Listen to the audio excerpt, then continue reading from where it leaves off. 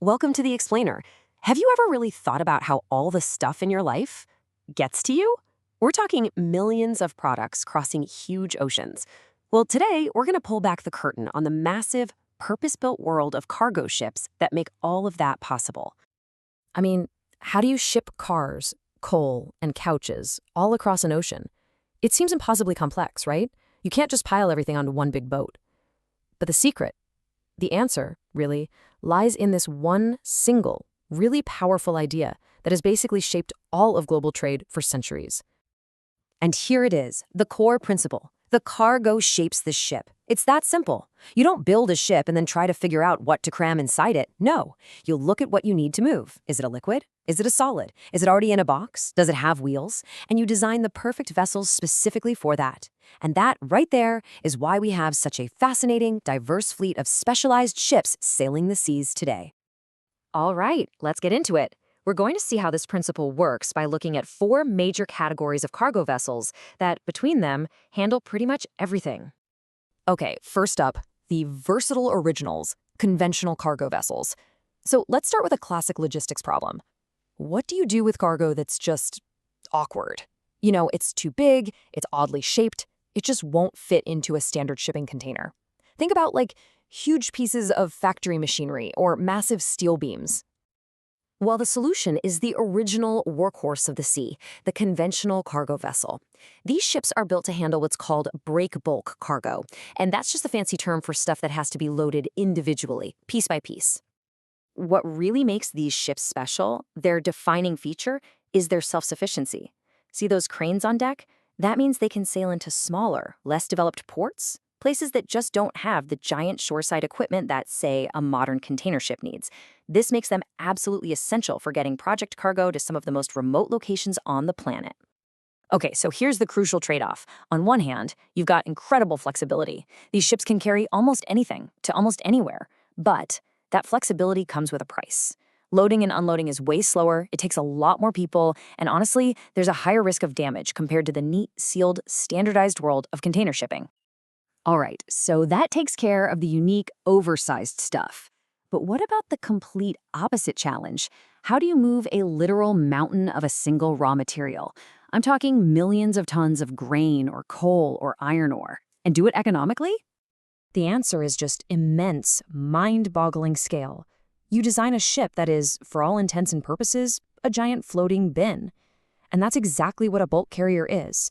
It's built for one thing and one thing only: to hold enormous quantities of unpackaged raw materials. Now, these ships are broken down by size, and that's measured in deadweight tonnage, basically how much weight they can carry. But what's really fascinating here is how one single piece of man-made infrastructure, the Panama Canal, literally defines an entire class of ship. These Cape-size vessels, they're called that because they're too big for the canal, so they have to sail all the way around Cape Horn or the Cape of Good Hope. It's incredible. And the biggest of them all, the very large ore carriers, or VLOCs. These things can haul over 200,000 metric tons of material in a single trip. It's this insane economy of scale that makes it possible and profitable to move the fundamental building blocks of our world from, say, a mine in Brazil, all the way to a factory in China. Okay, so we've covered raw materials, but that's only half the story, right? What about all the finished goods we use every single day? You know, your phone, your shoes, the chair you're sitting in. How do they get to us? Well, here's the magic number, 90%. Something like 90% of all the stuff, the non-bulk goods traded around the world, is moved in these standardized metal boxes, the humble shipping container. I mean, this one simple innovation completely revolutionized global trade. It created this incredibly efficient, interconnected system that we all rely on. And of course, this one box created an entire ecosystem of ships, all designed and classified by how many of these boxes they can carry. And we measure that in TEUs, or 20-foot equivalent units. It's a whole world, from these smaller feeder ships that shuttle containers between small ports and big hub ports, all the way up to literally the largest moving objects on the face of the Earth. And here we are again, back at the Panama Canal, which just perfectly illustrates that infrastructure point. For decades, the size of the original canal locks defined what a Panamax ship was. But then, in 2016, they finished a massive expansion. And just like that, boom, a whole new, larger class of new Panamax ships was born, completely redrawing global shipping maps. But get this, the biggest ships sailing today, the ultra-large container vessels, or ULCVs, they're so ridiculously massive they can't even fit through the new Panama Canal. They are purpose-built for the busiest shipping lane on the planet, connecting the manufacturing hubs in Asia with the consumer markets in Europe, usually through the Suez Canal. All right, last category. What about the cargo that just doesn't fit any of these molds? We're talking about things that have wheels, cars, trucks, tractors, or even something as mind-blowingly huge as an entire offshore oil rig. For anything with wheels, the solution is pure genius in its simplicity, the Ro-Ro vessel.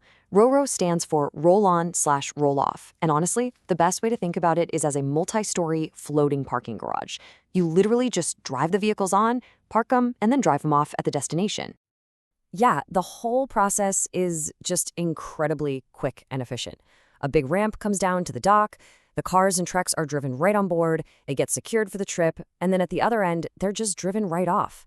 It's so much faster and safer than lifting them with a crane, which is exactly why it's the main way millions of cars get shipped around the world every year. And then, for the truly, truly enormous cargo, you have these incredible ships called heavy lift vessels. I mean, these things are engineering marvels designed to do what seems impossible. Some have cranes that can lift thousands of tons. Others can actually sink their main deck underwater, let a massive floating structure, like an oil rig, get floated over top, and then the ship rises back up, lifting the whole thing out of the sea to sail away. It's just wild. So after all that, what are the big takeaways? What should you remember? It really comes down to three key things. First, and most importantly, the cargo always dictates the design of the ship. Second, global trade is this constant dance between the crazy efficiency of standardization, like with containers, and the absolute need for specialized ships that can handle anything. And finally, don't forget that big infrastructure projects, like the Panama Canal, have a massive impact on the size and design of the ships that connect our entire world. So the next time you see a ship way out on the horizon, take a look at its shape, because now you know its shape is telling a story about what it's carrying, where it's been, and what piece of our amazing interconnected world it's holding inside.